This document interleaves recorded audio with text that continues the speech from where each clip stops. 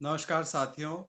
आज 70 से ज्यादा दिन हो चुके हैं इस तथाकथित किसान आंदोलन को, और किसान आंदोलन के नाम पर किस तरीके से देश विरोधी ताकतें काम पर है ये आपने भली भांति देखा है। आज भी अगर आपने देखा होगा तो इस चक्का जाम में भिंद्रनवाले की तस्वीरें आपको दिखाई दे रही थी।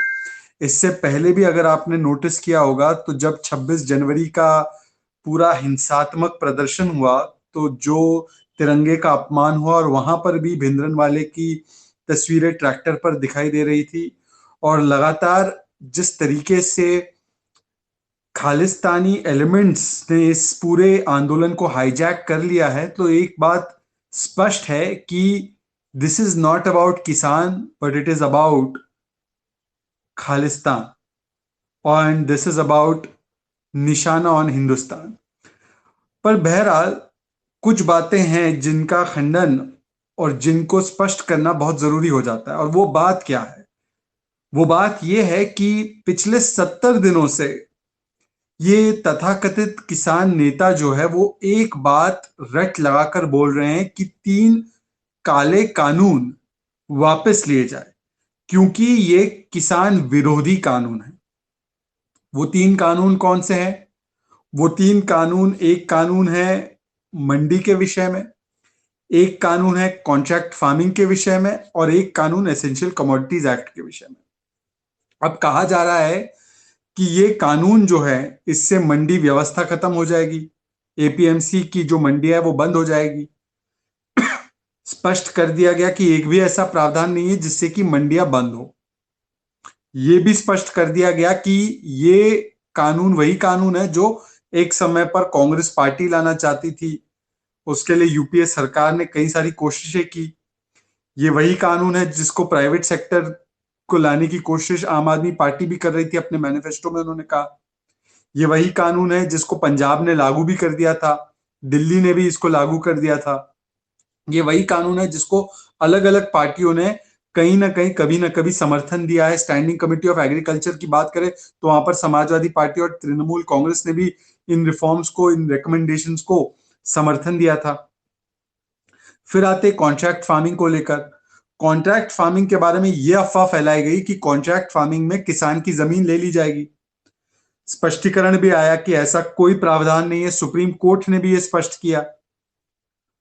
और 2007 में तो कांग्रेस पार्टी के मुख्यमंत्री हुड्डा जी ने ये क्रेडिट लिया कि भाई मैंने कॉन्ट्रैक्ट फार्मिंग शुरू किया है। 2017 में कैप्टन अमरिंदर सिंह भी कॉन्ट्रैक्ट फार्मिंग की वाहवाही कर रहे थे। और तीसरा कानून है एसेंशियल कमोडिटीज एक्ट को लेकर, जिसको खुद यूपीए ने चेंज किया था। फ्रूट्स वेजिटेबल्स उसमें से हटा दिए थे। और एसेंशियल कमोडिटीज एक्ट के बारे में भी 2019 के मैनिफेस्टो में लिखा गया था कि ये तो पुराना हो चुका है, इसको हटा देना चाहिए। केरल में तो एपीएमसी एक्ट ही नहीं है। बहरहाल इन तीनों कानूनों को काले कानून बताए जा रहे हैं किसान नेताओं के द्वारा। पर अब जो सबसे अनोखी बात निकल कर आई है और वो है कॉन्ट्रैक्ट फार्मिंग को लेकर।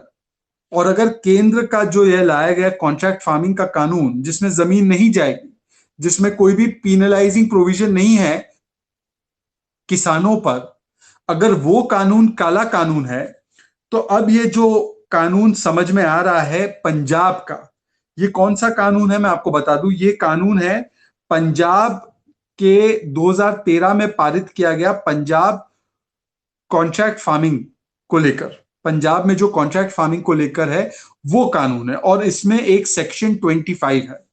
और वो सेक्शन 25 जो है वो डील करता है पनिशमेंट को लेकर उस व्यक्ति पर जो कि प्रोड्यूसर है, जो कि जिस पर ऑब्लिगेशन है प्रोड्यूस देने का।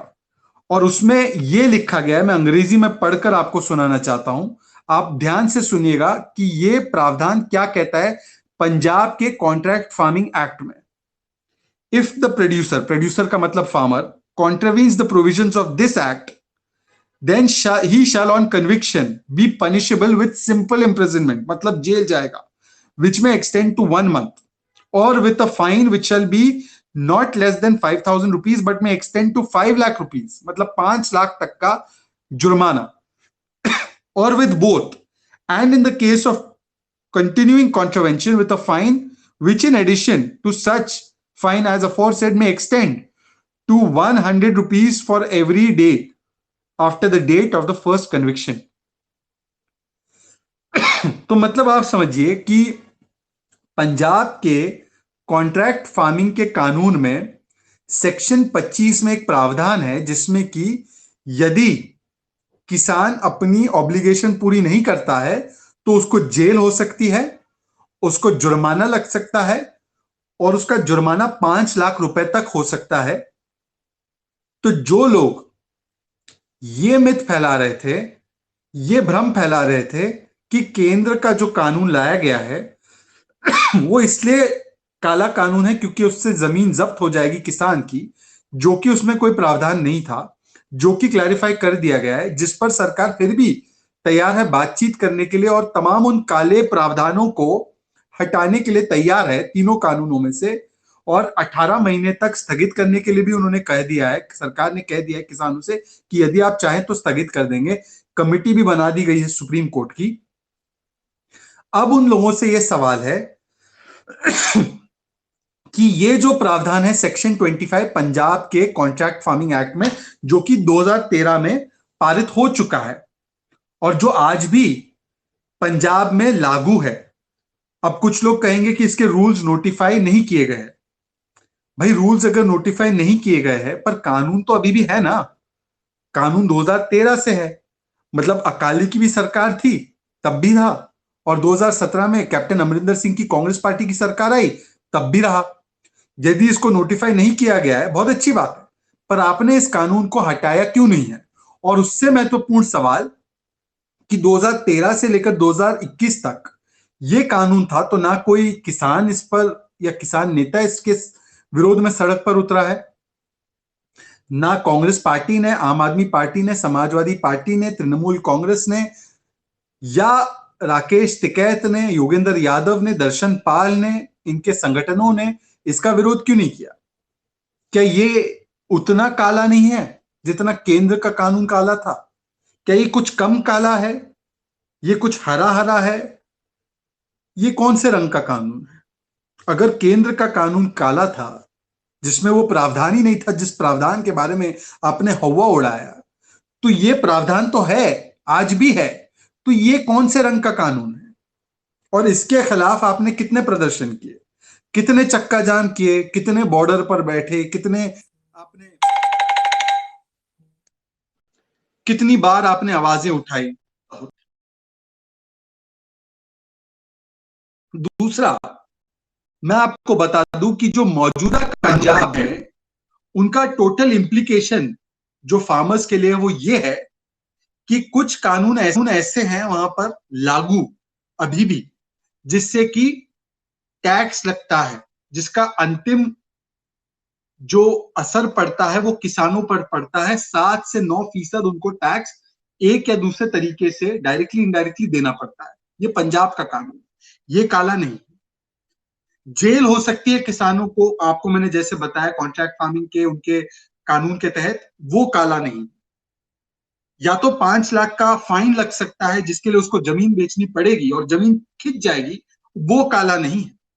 अपील करने की कोई उनके पास फैसिलिटी नहीं है कोर्ट में, ये भी काला नहीं है। पर जो कानून केंद्र लाने की कोशिश कर रही थी, जिसके साथ 99% किसान खड़े हैं, जिनका विरोध फिर भी 1% किसान कर रहा है, तो सरकार ने ये बोल दिया है कि आइए वो प्रावधान बताइए, उस पर चर्चा करते हैं, उस प्रावधान को चेंज कर देते हैं और 18 महीने तक इन कानूनों को स्थगित करते हैं। तो उसके ऊपर पिछले 75 दिन से आंदोलन चल रहा है और आंदोलन के नाम पर भिंद्रनवाले, मो धालीवाल, खालिस्तान, रियाना मियां सब लोग आ चुके हैं। वो कानून काले, दरअसल काला कानून नहीं है, काला कुछ लोगों की नीयत है। काली उन लोगों की नीयत है जो किसान को बहाना बनाकर सियासत को चमकाना चाहते हैं। काली उन लोगों की मंशा है जो किसान को बहाना बनाकर देश के टुकड़े करना चाहते हैं, जो मोदी विरोध में देश विरोधी ताकतों का समर्थन लेकर किसानों के कंधे पर बंदूक रखकर देश को टुकड़े टुकड़े करने की गोली चलाना चाहते हैं। काला उनका उद्देश्य। बस इतनी सी बात कहना चाहता था। ये कानून जरूर देख लेना और इसके खिलाफ कितने प्रदर्शन किए गए हैं ये उन तथाकथित फैंसी ड्रेस फार्मर्स से जरूर पूछना। ये कानून पंजाब का काला क्यों नहीं है, ये सवाल जरूर पूछना। जय हिंद, जय भारत।